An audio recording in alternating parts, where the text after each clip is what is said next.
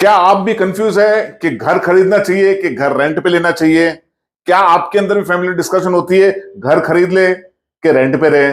घर खरीदना है तो कब खरीदना है, या खरीदना भी है कि नहीं खरीदना है? ये सब चीजों का आंसर भी देने वाला हूं। क्या आप कंफ्यूज है इसके अंदर? ये बहुत बड़ा एक ज्वलन टॉपिक है आज के जमाने में, और ये सभी लोगों को प्रॉब्लम है कि यार हमारे पास घर खरीदना तो है लेकिन रेंट पे रहे कि घर खरीदे। ये बहुत बड़ा कंफ्यूजन है, बहुत बड़ा कंफ्यूजन है। इस कंफ्यूजन को आज मैं, इस मिथ को आज मैं दूर करने वाला हूं। तो दोस्तों, मेरा नाम निखिल जानी है, मैं एक फाइनेंशियल कंसल्टेंट, फाइनेंशियल एडवाइजर हूं।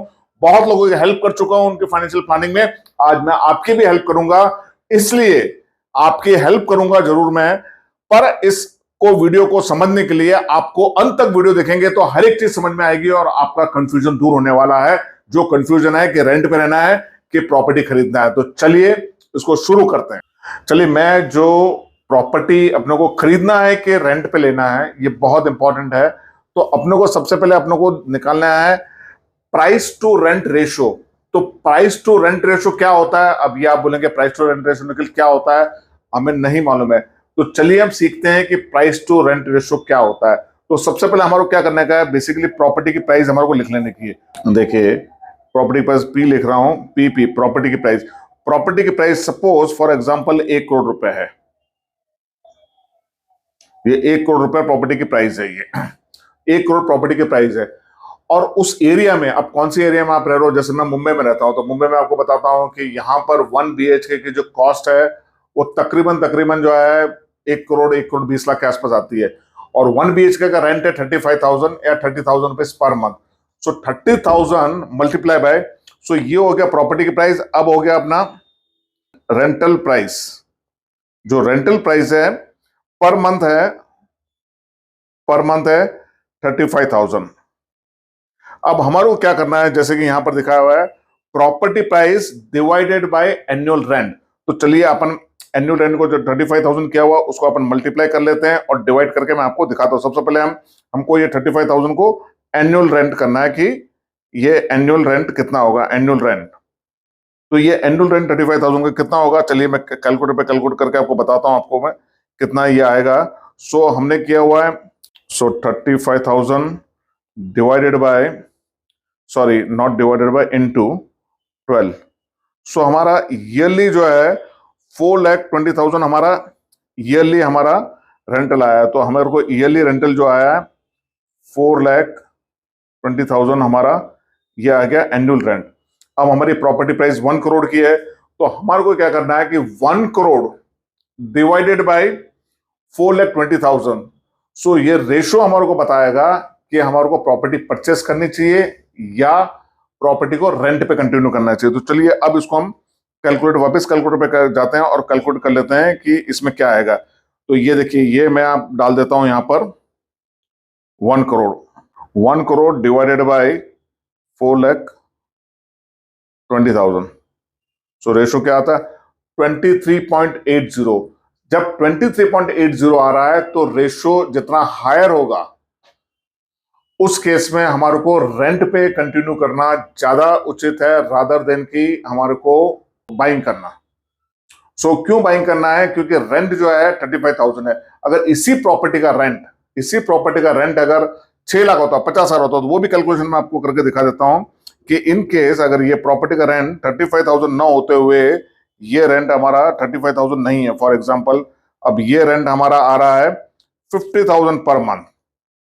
सो 50,000 पर मंथ आ रहा है, तो सिनेरियो यहाँ चेंज हो जाएगा, यहां पर ये हट जाएगा और यहां पर जो है आपका एनुअल रेंट आ जाएगा 6 लाख रुपए। तो अब ये 6 लाख रुपए में अपन सिनेरियो समझते हैं कि क्या मेरे को प्रॉपर्टी खरीदनी चाहिए कि मेरे को रेंटल पे कंटिन्यू करना। चलिए फिर कैलकुलेट कर लेते हैं, मैं आपको कैलकुलेटर पे कैलकुलेशन दिखा देता हूं। ये मैंने हटा दिया। अब हमारे को क्या करना है, वापस हमारे को 1 करोड़ करना है। 1 करोड़ मैंने कर लिया इसके अंदर। ये हो गया 1 करोड़ भाई, डिवाइडेड बाय हमको क्या 6 लाख, तो डिवाइडेड बाय हम 6 लाख रेंट दे रहे हैं। तो अब रेशो क्या आता है अपने को देखने का है इसमें। अब रेशो जो आ रहा है 6 लाख दिया, अब देखिए रेशो आ गया 16.67। तो जितना हायर रेशो होगा तब हमारे को रेंट पे कंटिन्यू करना है। अगर ये लेस देन 20 हो रहा है, लेस देन 20 हो रहा है, लेस देन 18 हो रहा है, यहां पर रेशो आ गया 16.66। You must go and buy a house, क्योंकि यहां पर रेंटल वैल्यू और प्रॉपर्टी की बाइंग में कॉस्ट कम है। अभी यहां पर एक चीज और समझा दूं मैं आपको। 1 करोड़ की प्रॉपर्टी है फॉर एग्जांपल, तो 1 करोड़ की प्रॉपर्टी पे जनरली रेंट आता है 3 to 3.5%। अब जब ये 3.5% रेंट बढ़ जाता है 5%, 6%, और हमारे को प्रॉपर्टी जो मिलती है लोन पे, जो लोन हम लेते हैं वो 6 से 7% होता है, तो उस केस में यहां पर चूंकि रेशो कम आ रहा है, तो आपको मैं बोलूंगा कि आपको इमीडिएटली आपको रेंट पे नहीं रहना चाहिए, प्रॉपर्टी को बाय करना चाहिए। तो हो सकता है कि आप ये प्राइस टू प्रॉपर्टी रेशो समझ गए होंगे। और प्राइस टू प्रॉपर्टी रेशो को फॉर्मूले में भी मैंने आपको एक चीज बताई, मैंने यहां पर मैं आपको बताता हूं, लिखा हुआ है the higher the ratio is the more expensive it is to buy compare to rent. अगर रेशो हायर आ रहा है तो आपको बाय नहीं करना है, रेशो जब लोअर आएगा तब आपको बाय करना है। अगर हायर रेशो है, तो मैंने आपको दोनों सिनेरियो में दिखाया है कि 4,20,000 में क्या रेशो है, तो आपको रेशो अगर हायर आ रहा है, अब आपका रेशो जो है 15 के नीचे आ रहा है, या ना अब सॉरी 20 के नीचे आ रहा है, तो आपको एक बार बाइंग करना चाहिए। पर सेफेस्ट बाइंग है 15 के नीचे आ जाए या 16 के आसपास आ जाए, तो you must go for the buy, क्योंकि रेंटल और बाइंग में जो ईएमआई देना है उसमें गैप कम हो जाता है। क्योंकि इस केस में हम देखेंगे आपको 50,000 आ रहा है और 6 लाख आपने दिया हुआ है, तो प्राइस टू रेंटल रेशो जो आ रहा है वो मैंने आपको बताया 16.66 आ रहा है। अब एक और सिनेरियो हम समझ लेते हैं, एक और सिनेरियो हम अपने बेटर और अंडरस्टैंडिंग लिए समझ लेते हैं।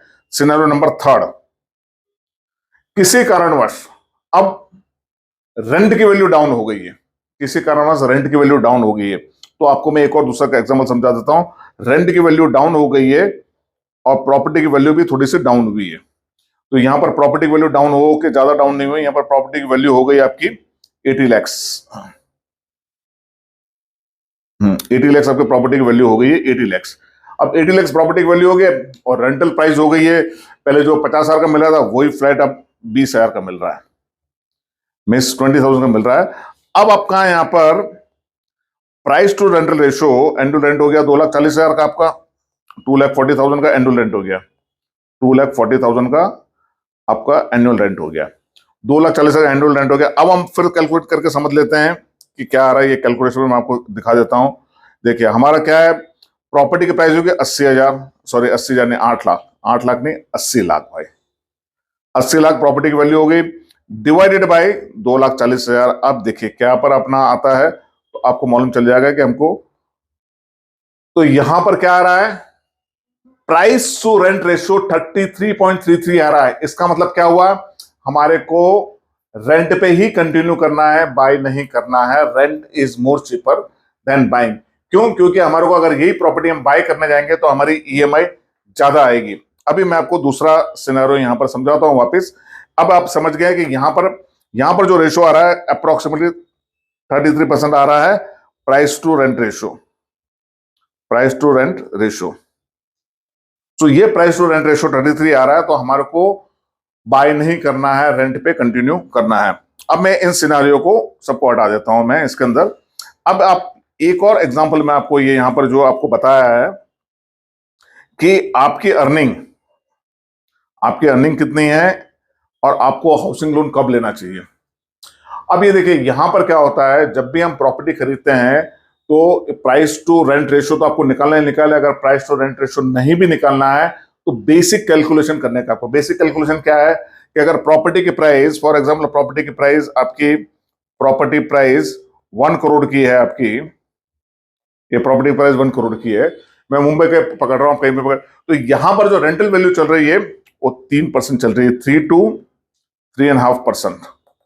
मीन्स आपको 30,000 से लेकर 30,000 टू 35,000 आपका रेंट का आता है। 80 लाख रुपीस का अगर लोन लेंगे तो ईएमआई तकरीबन 80,000 की ईएमआई आएगी हमारी, 80,000 की हमारी आएगी ईएमआई। और इस पे इंटरेस्ट रेट, अभी जो इंटरेस्ट रेट चल रहा है वो चल रहा है 8 to 9%, तो ये इंटरेस्ट रेट चल रहा है। तो अगर इतना महंगा हमारा ईएमआई आ रहा है और हमारे पास बजट नहीं है और हमारे पास डाउन पेमेंट नहीं है, तो बेटर है कि you continue on the rent, क्योंकि आपको 3% पे मिल रहा है और बाकी का जो आपके पास बचा हुआ 6 या 7% उसको कहीं और लगाएंगे तो हो सकता है 20 साल में उस फ्लैट की वैल्यू होगी उससे ज्यादा आपके पास कॉर्पस खड़ा हो जाएगा। तो ये मैंने एक सिंपल कैलकुलेशन आपको दिखाया आपको कि इसको किस प्रकार से आपको करने का है।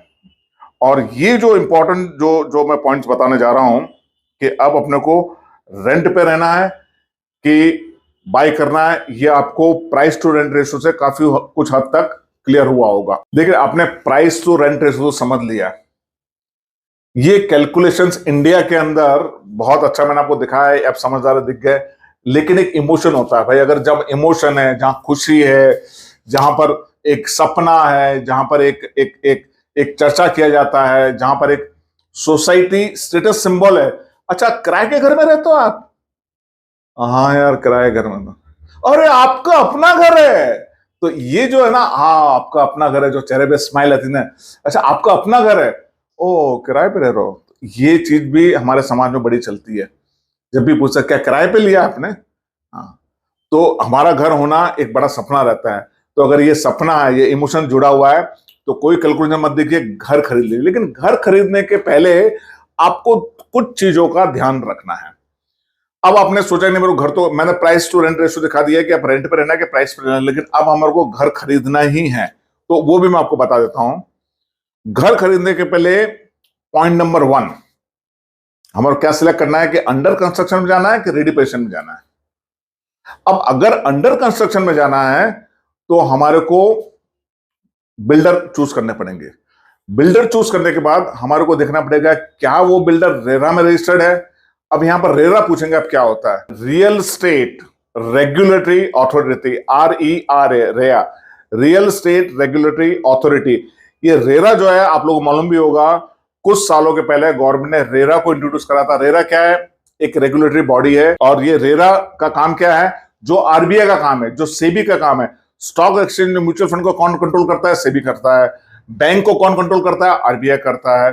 इंश्योरेंस इंडस्ट्री को कौन कंट्रोल करता है? IRDA करता है। ऐसे ही बिल्डर्स को रेरा करता है। तो जब भी आप अंडर कंस्ट्रक्शन में जा रहे हो तो रेरा क्लियरेंस है कि नहीं, वो सबसे पहले आप देख लीजिए। उसके बाद में जो जिस लैंड पे बिल्डिंग बन रही है वो टाइटल क्लियर है कि नहीं है। लेकिन इस सब के हेल्प के लिए आपको जहां से बैंक से लोन ले रहे हो वो ये सब चीजें करता है, लेकिन आपको थोड़ी चीजें आपको मालूम कर लेनी चाहिए, रेरा क्लियरेंस है कि नहीं है। अच्छा, ये सब तो आपने कर लिया, चलो रेरा से भी क्लियरेंस है। ये सब लीगल फॉर्मेलिटी, जब आप लोन लेते हो ना तो बैंक वाले लोन देने के पहले ये सब फॉर्मेलिटी क्लियर आपसे कर लेते हैं। ये खाली आपके नॉलेज के लिए मैंने रेरा का बात करी है। तो चलिए दोस्तों, इसी प्रकार के वीडियो मेरे देखते रहिएगा, and thank you very much for watching my video. ऐसे ही नए नए वीडियो, नए नए टॉपिक पे लाता रहूंगा। आप लोगों से एक और रिक्वेस्ट है, अगर कोई सजेशन डालना चाहे सजेशन दीजिए कि अगला वीडियो में कौन सा टॉपिक पे बनाऊं। Wish you all the best, may God bless you, and I pray to God that you get all the happiness, prosperity, wealth in your life. Goodbye and see you in the next video very soon.